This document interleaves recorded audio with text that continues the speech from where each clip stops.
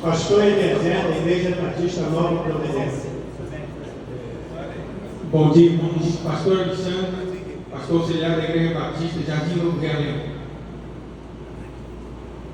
Pastor Wilson Franklin, pastor auxiliar da Igreja Batista do Parque São Basílio. Bom dia a todos, pastor Fernando, membro desta igreja Bíblia de Moçambique. Bom dia, amados. Mário, pastor Mário, Bíblia do Conjunto da Marinha. Pastor Fábio, o membro do Instituto Político. Pastor Marcos, ex-membro da PIB de Moçambique, ex-pastor aqui, pastor da PIB de Jardim Camburi, Espírito Santo. Grata surpresa, irmãos, temos o pastor Marcos, sua esposa aqui com a gente hoje, né? Pastor da PIB de Moçambique, antes de eu chegar. E eu falei para ele, esperava aqui o Bilhão, a família. Grata surpresa, não de você. Continua, vai. Pastor Plínio, pastor da Igreja Batista do Mundial da Vila Tempo. Gabriel Domingues, pastor da Igreja Batista Central de Realengo. Pastor Gilberto Domingos, pastor da Primeira Igreja Batista de Otacílio Camará.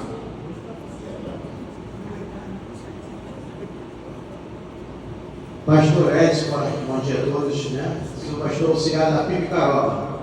E se tudo der certo hoje, de repente, pastor auxiliar do pastor Max.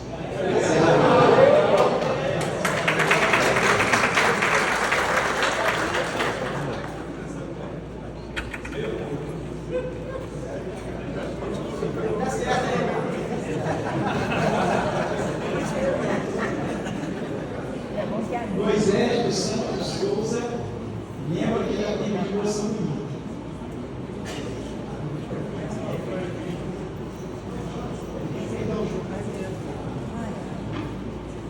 Pastor Jorge Luiz Felipe de Souza, Igreja Batista Central de Campo Lindo, Ceropeste. Pastor Jofre, membro de Moçambique.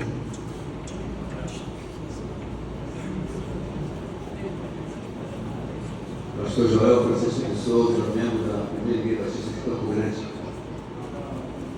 Bom dia, colegas. Pastor e membro da Primeira Igreja Batista de Campo Grande. Paulo Roberto Silva. Bom dia, Mauro, pastor da Igreja Batista Silvestre.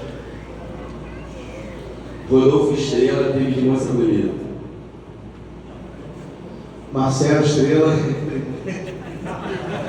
pastor da Igreja Batista Ágape, Bangu. Davidson, pastor da Igreja Batista de Rio da Prata.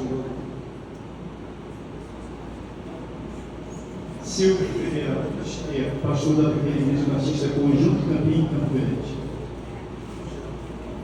Pastor Valmor, Missão Batista Jardim das Hortênsias, Missão de São Basílio. Pastor Samuel Wesley, pastor da PIB de Cosmos, e até o fim do dia de hoje, pastor interino na PIB do Milério. Amém. Se tudo der certo. Amém. Sou homem de fé. Sem pressão, sem pressão.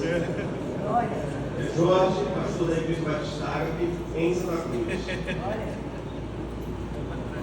Paulo Célio, pastor, membro da Igreja Batista Campo Grande e pastor missionário da Igreja Batista de Prados Verdes, Nova Iguaçu.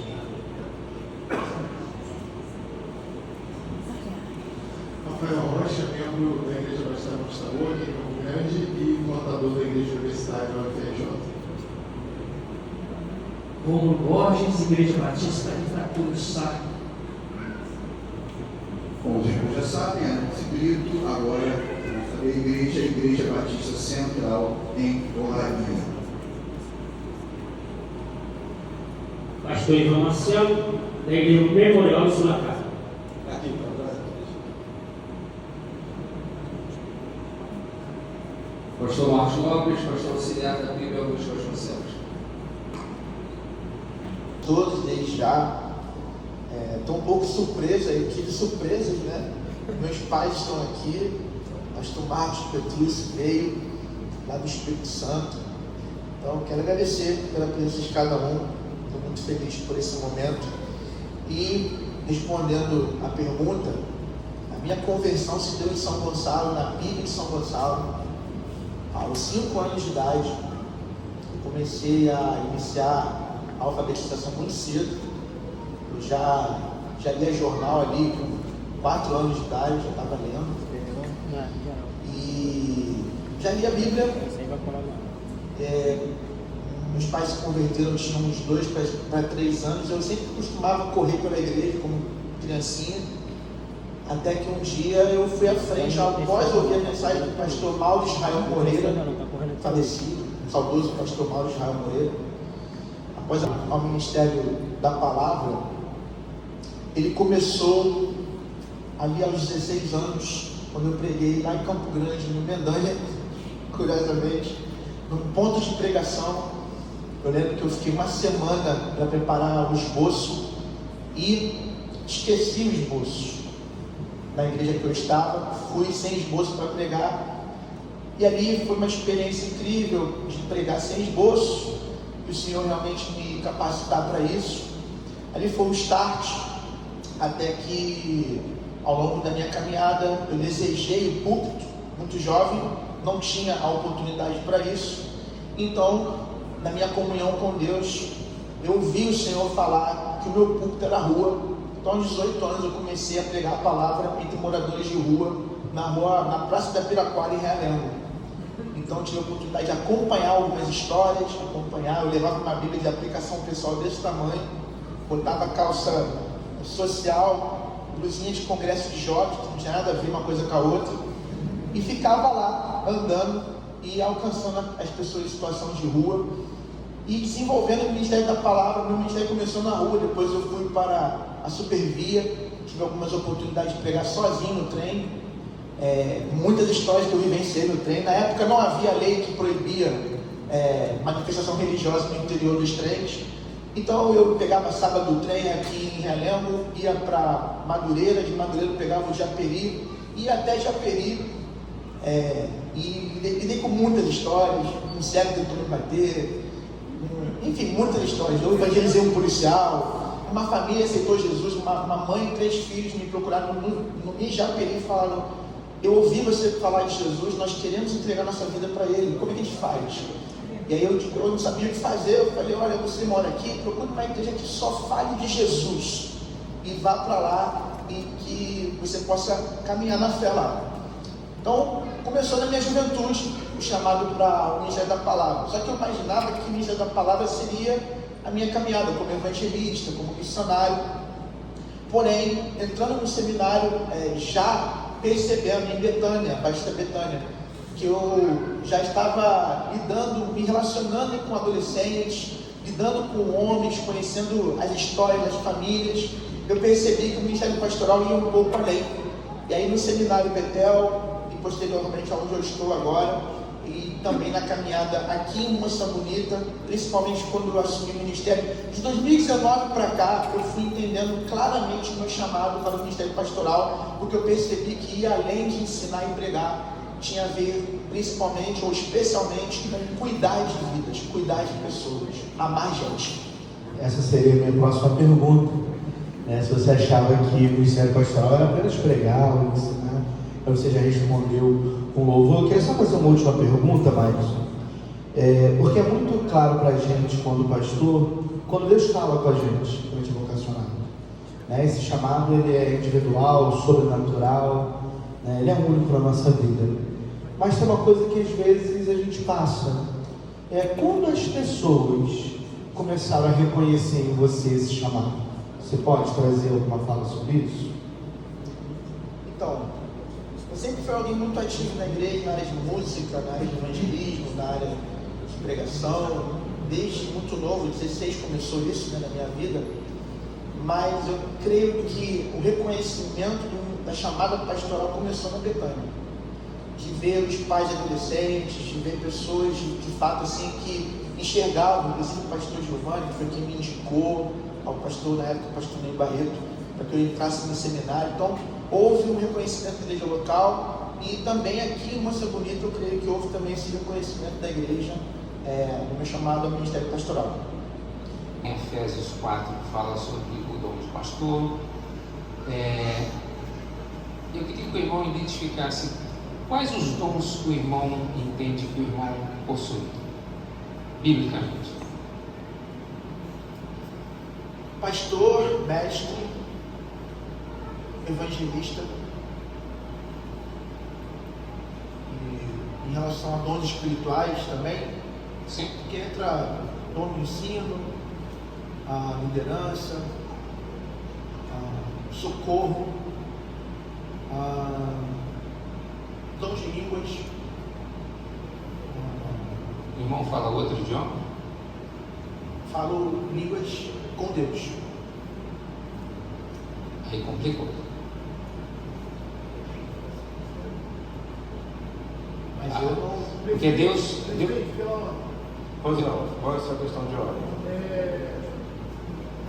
A minha questão de ordem é que esse assunto, ele não é assunto passivo entre os últimos 100 anos, dos últimos 100 últimos grandes teólogos da história. Então, pela ordem, eu gostaria de deixar um assunto que não é passivo, para que o pastor da igreja, não consiga, mas o pastor da igreja e o próprio candidato avaliem depois. Porque não é um assunto passivo, nem entre nós, aqui.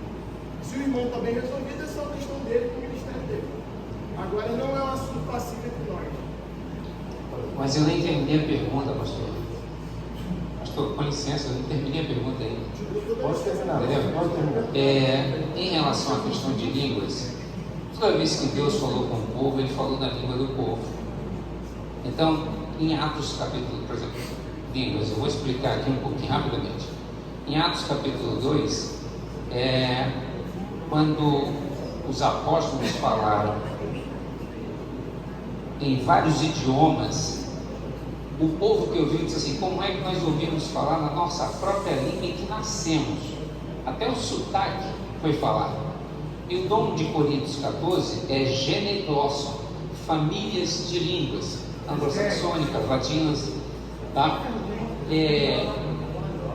Por favor, pessoal, eu respeito os irmãos. Eu estou terminando, irmãos. Deixa ele terminar, irmãos. Deixa eu terminar, irmãos. Por favor, vamos ouvir, por favor. Nós somos pastores, respeitei os irmãos, ouvi os irmãos. Pode falar. Então, na questão de Coríntios 14, havia 2 fenômenos de línguas ali, tá? Por isso esse é o problema. Mas eu me dou satisfeito com a sua resposta.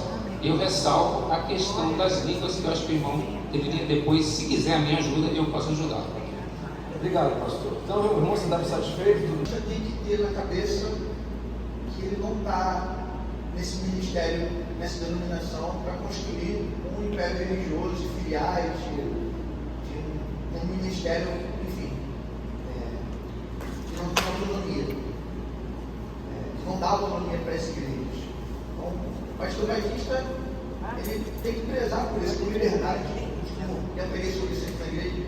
Uma grande característica do Batista é liberdade. Permite a liberdade de consciência dos outros, de crerem no que quiserem crer. Não gosta de igreja estatal, por isso não pode ser reformado. E o outro princípio é justamente isso, né? O Estado, a separação da igreja do Estado. A igreja batista, os batistas, eles entendem que o Estado tem a sua função também diante do Rei, que é o nosso Deus, que é o nosso Senhor Jesus Cristo. O Estado serve a Cristo, a igreja serve a Cristo, cada um na sua instância. A igreja tem as suas funções espirituais, tem as suas responsabilidades sociais, fiscais, etc., políticas, mas o Estado é o Estado, a igreja é a igreja, o púlpito não é lugar de político, o púlpito não é lugar de candidato, o púlpito é lugar de pregar a palavra de Deus. Glória a Deus. Sua transubstanciação e a sua consubstanciação. A transubstanciação é a posição católica romana, onde o pão se transforma no corpo de Cristo. A consubstanciação é a posição luterana, o avanço, né?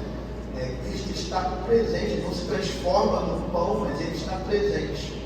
Tem a posição calvinista, que é um meio de graça, que ao pão e o vinho conferem alguma graça. Mas Batista crê no memorial, né? em memória de mim.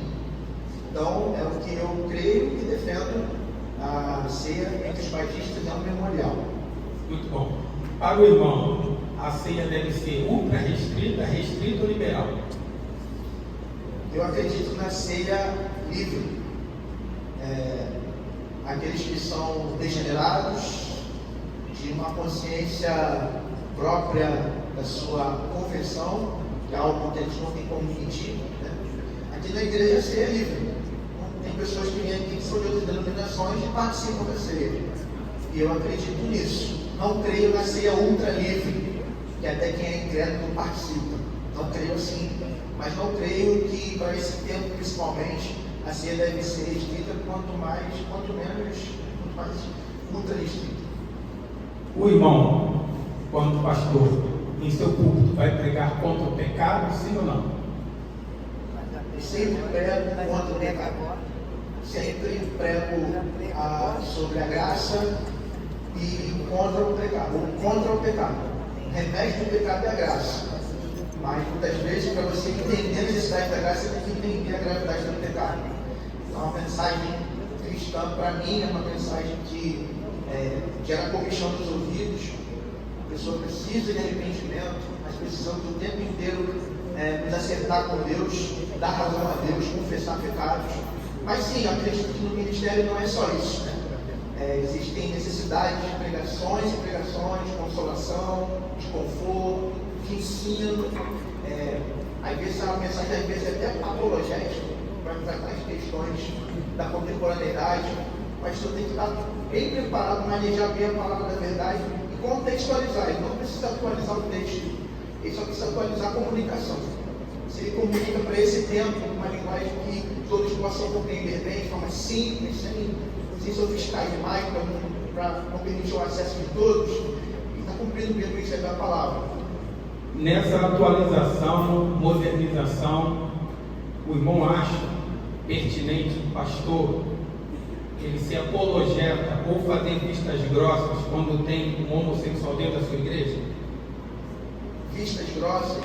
Não, acho que ele precisa ser acolhedor, ele precisa amar, mas ensinar a palavra, ele precisa muito circular, trazer essa pessoa para perto, porque há pessoas que são homossexuais que querem seguir a Cristo, querem entender melhor o que é o Evangelho, e entendendo o Evangelho, elas vão ser orientadas a buscar a transformação pelo Espírito.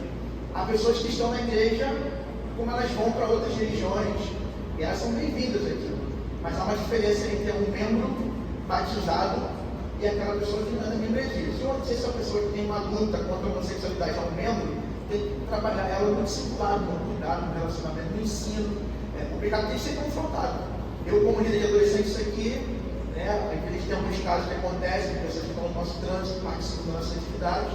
Eu falei abertamente no ministério aqui contra o pecado da homossexualidade, que é bíblico, nós temos que falar a verdade, não podemos ficar contra ela. Muito bem, aprovado. Pastor, lembra que eu fui lá e eu lá? Já peço apoio à proposta do pastor Marcelo. Minha proposta é de encerramento e conclusão, já com a aprovação, não vai precisar de reunião à parte, mas é a minha proposta. Tá bom. Antes do apoio, pastor Flávio, pedir a palavra, eu vou. Olha, candidato, parabéns. Ainda dentro da ceia, que o meu colega aqui colocou, qual é a indignidade que o apóstolo Paulo coloca em Coríntios capítulo 12? Abra, por favor. 1 Coríntios capítulo 12, para participar da ceia. Um dos problemas é que a ceia não pode ser ultra livre, que o incrédulo não pode participar. Quer ver? 12. Como o pastor cedeu a palavra, Sim. então segue a questão pela ordem, tá? Para que o senador seja imediato. Desculpa, pastor, eu não entendi que o irmão pediu pela ordem, tá bom? Irmãos, houve pedido de ordem para que se insere o concílio e se parta aos caminhos para aprovação. Essa pergunta é importante, pastor. Eu sei, mas vamos voltar à questão de ordem e aí a gente. Nesse contexto. E aí o apóstolo Paulo explica muito bem. E eu vi poucos pastores pregarem sobre a ceia e identificarem isso. Eu vi poucos, eu tenho 22 anos de ministério. 11. Obrigado, pastor. Então, eu vou ler aqui a sequência para a gente poder identificar. Mas já recebi do Senhor que também entreguei. Mais para frente, Tá, portanto, todo aquele que comer o pão, beber o cálice do Senhor, indignamente será culpado de pecar contra o corpo e o sangue do Senhor. Examine-se cada um a si mesmo, e então coma do pão e beba do cálice. Pois quem come e bebe sem ser o corpo do Senhor, come e bebe para a sua própria condenação. Quem come e bebe sem discernir o corpo do Senhor. Qual é a indignidade aí? É não discernir o corpo do Senhor. Sim. Essa é a indignidade. E muita gente não sabe disso. E no contexto mesmo está dizendo que havia essa confusão entre os irmãos. Por isso que nós não podemos servir a ceia a pessoas que não conhecem o Evangelho. Irmãos de outra denominação que reconhecem Jesus, a soberania de Deus, não tem nenhum problema. É só isso. Meu querido, muito obrigado pela palavra. Obrigado pelo carinho dos irmãos, por me tolerarem aqui. Irmãos, isso aqui é um concílio, então é um concílio de ideias. Nós somos batistas, embora alguns acreditem que não, mas nós podemos ter ideias diferentes. Não é nada pessoal nem nada. Eu parabenizo o Madison, parabenizo o pastor, que está conduzindo muito bem, e a todos os irmãos que estão aqui. Obrigado. Muito obrigado. Irmão, você quer a palavra?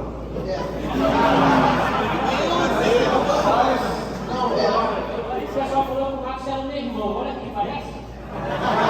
Não, eu estava aqui sendo. Parece. Muito carinho e bom você ter. Pode ser. Eu queria fazer um agradecimento aos meus pais.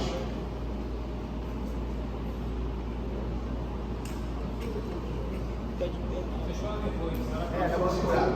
Porque foi através deles que eu fui conduzido a Cristo. Tudo começou na minha infância. Por isso, eu vou no ministério com olhar especial para as crianças. Porque quando a gente ensina um caminho, uma criança, dificilmente ela se desvia do caminho. São as exceções que se desviam, não a regra. Eu agradeço meus pais porque, uma vez convertidos a Cristo, eles que vieram do mundo ali de bebida, de pagode, na época era samba, né? Aquele pagode nessa época. Meu pai cantava na noite, minha mãe vivia também, essas coisas. E Jesus salvou meus pais. Eles foram lavados pela água da palavra, foram batizados nas águas, batizados no Espírito. Ninguém perguntou, mas para mim, batismo no Espírito é conversão, é mato da conversão. Não apenas a segunda bênção, a segunda bênção. E eles, filhos de Deus, servos do Senhor, sempre me conduziram no reino, na igreja, investiram em mim na minha infância, por isso eu estou aqui. Eu sou fruto de um bom cuidado dos meus pais. Eu agradeço a eles.